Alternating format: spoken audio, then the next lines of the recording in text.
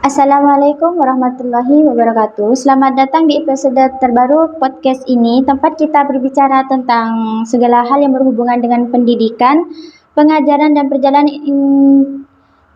inspiratif para pendidik. Saya Nova Aziza, dan hari ini saya sangat senang karena kita akan berbincang dengan salah satu sosok yang luar biasa di dunia pendidikan, seorang guru yang telah menginspirasi banyak murid dan rekan sejawatnya, yaitu Bapak Wawan Sahedi MPD. Jadi hari ini kita akan mendalami perjalanan beliau sebagai seorang guru, tantangan yang dihadapi dalam mendidik generasi masa depan, serta tips dan trik yang mungkin bisa bermanfaat bagi para pendidik dan orang tua. Jadi tetap di sini karena percakapan kita hari ini pasti sangat menginspirasi. Baik Bapak, saya di sini akan bertanya tentang perjalanan Bapak, yaitu bisakah Bapak menceritakan perjalanan Bapak dalam dunia pendidikan? Ya, Assalamualaikum warahmatullahi wabarakatuh. Waalaikumsalam warahmatullahi wabarakatuh. Memang sebenarnya agak banyak hal yang harus ceritakan perjalanan saya dalam pendidikan. Ya, maklumlah, saya termasuk murid yang mengikuti kurikulum lama. Begitu. Ya. Pertama itu saya masuk bukan seperti yang sekarang, sekolah dasar negeri, tapi dulu namanya SR, sekolah rakyat. Oh, sekolah rakyat ya. Tahun sekitar tahun 65-66 gitu. Ya, tentu saja kurikulum yang diberikan berbeda. Dulu itu hanya terdiri dari beberapa mata pelajaran yang disatukan. Kalau sekarang kan sudah diurai sedemikian rupa. Dulu itu hanya ada 3, bahasa Indonesia, berhitung, dan pengetahuan umum. Hanya bertiga. Hanya 3 itu. Hanya 3. Tetapi di dalam pengetahuan umum sudah bermacam-macam. PPKN termasuk di dalamnya, IPS sudah di dalamnya. Dan sebagainya yang berhubungan dengan sekarang, SBDP dan sebagainya. Jadi tidak disendirikan, dipilah-pilah seperti sekarang. Memang kalau sekarang, apalagi anak-anak sudah lebih pintar. Mengapa? Sudah ada media-media, banyak media, mulai dari TV sampai HP yang bisa dilihat sendiri. SD, saya ini latar belakang keluarga saya tidak mampu karena hanya seorang petani. Ibu saya itu hanya menjual rujak. Itu saja, itu 2 hari belum tentu itu habis. Iya. Jadi kalau saya berangkat tidak pernah saya mendapat uang saku, tidak pernah. Dapat uang saku dari mana? Dimakan sendiri itu sulit. Jadi kalau jam istirahat saya lari dari sekolah pulang makan. Itu makan itu saya itu dulu, kalau dulu itu mewah sekali. Makan yang berlatar belakang dari beras. Misalnya nasi itu paling setahun 3 kali. Ya, hari-hari besar itu saja. Yang lain ya nasi jagung, nasi tel, nasi apa dan sebagainya itu. Kalau sekarang enak. Globalisasi sekarang ini ya cukup pakai online saja sudah datang. Nah, tapi hal itu tidak mempengaruhi cita-cita saya. Mulai kecil saya mengagumi seorang guru, sehingga saya bercita-cita ingin menjadi guru. Emang sudah dari kecil ya? Dari kecil saya ingin jadi guru. Saya mengagumi figur guru. Yang sekarang ini sudah ya almarhum, sudah sepuh. Kemudian SMP, dari SD di daerah saya, di tempat saya Banyuates tidak ada SMP. Jadi harus mau sekolah SMP harus jalan 8 kilo. Transportasi tidak ada. Paling ada ya dokar pir, kata Wadura dulu, yang besar itu, dokar yang besar. Nah, itu saja jarang.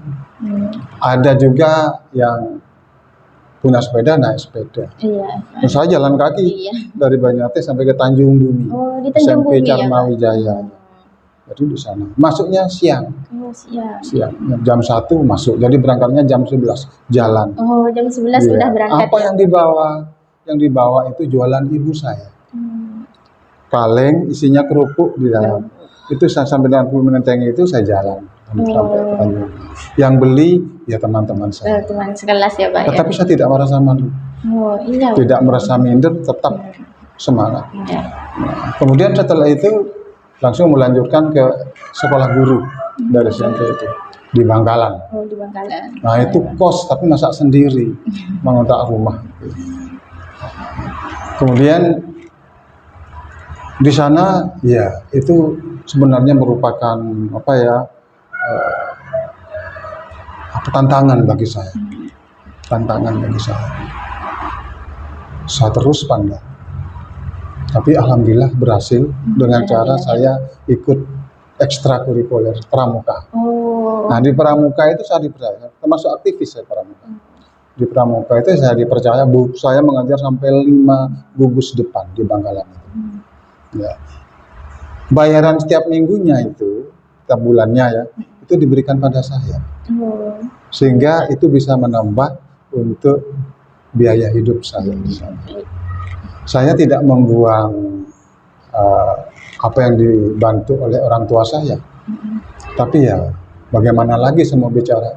Nanti kalau bicara dikira nanti menjelek-jelekan orang tua. Tidak. Justru karena dorongan orang tua itu, walaupun di sana PBH buta huruf, itu saya makin. Apalagi saya sangat berterima kasih pada waktu itu, pada waktu SPG itu saya dihina oleh tetangga. Bahasa Madura, "Jala anak Bung Ali." Ibu saya Bung Ali. "Jala anak Bung Ali." Apa saya dihina.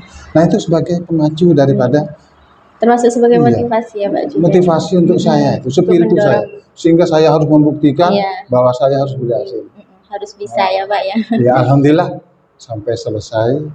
Saya tahun 80 diangkat sebagai PNS. Alhamdulillah ya Pak ya. Perjuangan yang sangat. Iya. Jadi dari berjalan dari itu beberapa tahun kemudian, bahkan ada teman waktu itu yang mengajak saya untuk kuliah.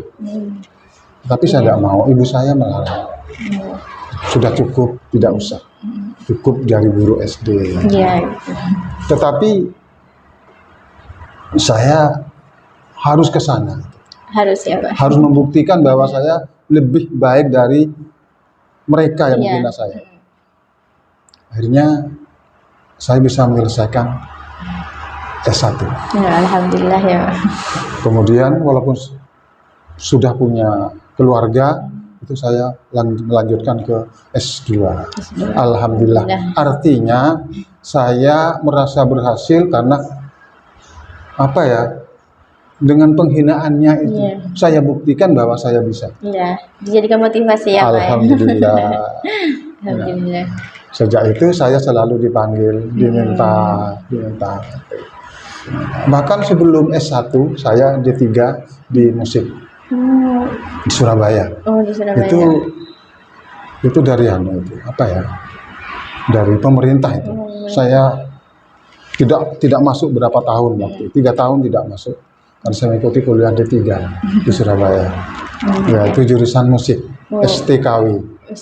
STKW didirikan waktu itu. Saya mengambil jurusan musik. Ada bersama teman saya juga yang jurusan yang lain. Nah, itu. Baru setelah itu menyesuaikan dengan S1, harus S1. Alhamdulillah berhasil sehingga pada waktu dapat sertifikasi saya dapat duluan. Karena saya dicengok juga oleh teman-teman. Wah, guru SD saja masih mau ke S1. Tapi tidak saya gubris. Saya harus membuktikan bahwa saya harus ke sana. Iya, harus ya Pak. Iya. Ya akhirnya itulah sampai sekarang saya bisa menikmati. Kalau dulunya itu untuk makan apa saja tidak mampu. Sekarang apapun yang saya inginkan, alhamdulillah saya dapatkan. Itu berakit-rakit ke hulu, berenang-renang ke tepian. Itulah sedikit sejarah perjalanan pendidikan saya. Baik Pak. Apa yang membuat Bapak tertarik menjadi seorang guru? Saya mengagumi seorang guru, figur guru. Awalnya gitu. Oh, seperti itu guru. Guru itu menanamkan ilmunya, Iya. dan itu tidak akan pernah habis Iya. sampai seumur hidup, sampai Betul, mati Pak. pun itu tetap jalan ilmu Iya. yang saya berikan. Soalnya estafet terus, Iya. terus estafet. Itulah diantaranya ya. Terus apa momen paling berkesan sepanjang karir Bapak dalam mengejar dan membuat Bapak semakin bersemangat gitu? Itulah tadi, dengan adanya motivasi dari tetangga karena merendahkan saya, menghina saya, itu sebagai motivasi sehingga harus saya merasa terpacu, harus Iya. memacu karir saya. Terus bagaimana Bapak menangani perbedaan karakter dan latar belakang siswa agar mereka tetap merasa diterima dan bisa berkembang dengan baik, Bapak? Setiap saya mengajar, selalu saya berpikir, mengapa tidak berhasil? Metode apa sebenarnya yang harus saya berikan sehingga saya dapat membawa mereka dapat memberikan apa yang saya jelaskan itu, materi yang saya jelaskan itu mereka dapat menerimanya dengan baik. Jadi menggunakan metode-metode selalu menggunakan. Yaitu pendekatan yang saya namakan sendiri metode keluarga. Saya tidak menganggap murid saya sebagai murid. Saya tidak menganggap murid saya sebagai yang lain yang harus saya begitu. Tetapi saya menganggap mereka sebagai keluarga, adik saya, teman bermain. Kadang-kadang mereka saya ajak bermain. Sehingga mereka itu merasa dekat dengan saya.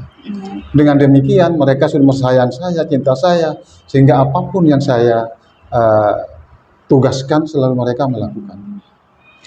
Baik, sudah agak kerasa kita sudah di penghujung pertanyaan ya Bapak ya. Jadi apa motivasi Bapak untuk generasi muda pada zaman sekarang yang kalau kata anak sekarang lengah dikit patah semangat gitu Pak? Ya itulah, memang banyak hal cobaan-cobaan mereka. Yang pertama mereka harus menghindari hal-hal yang buruk. Karena zaman globalisasi ini banyak tantangan. Iya Bapak. Ada narkoba, ada apa namanya kalau di HP itu kan memang slot permainan slot ya sebagainya. Bapak. Itu Judi harus online ya, menghindari Pak. hal-hal yang berhubungan dengan judi online dan sebagainya. Itu kalau sampai terjadi seperti itu mereka saya rasa tidak akan berhasil. Iya.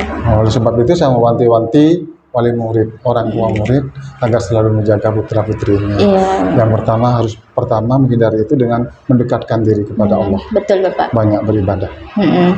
Yang kedua itu motivasi itu harus keluar dari dirinya sendiri, harus disadari dan sebagainya. Harapan saya ke depan seperti itu. Ya, harus jangan patah semuanya. Iya. Baik, sekian dari podcast kali ini. Terima kasih banyak ya Bapak atas waktunya. Dan sama-sama. Terima kasih Bapak sudah membagikan pengalaman Bapak terhadap kami biar kami bisa termotivasi dengan pengalaman Bapak kali ini. Terus terima kasih banyak ya Bapak ya. Sama-sama. Atas waktu dan wawasan yang luar biasa yang telah diberikan kepada kami. Kami belajar banyak tentang pengalaman Bapak kali ini. Terus dan pastinya ini akan sangat bermanfaat bagi pendengar kami. Semoga ke depan kita bisa berbagi lebih banyak lagi pengetahuan yang bermanfaat. Jangan lupa untuk terus mengikuti podcast kami. Terima kasih.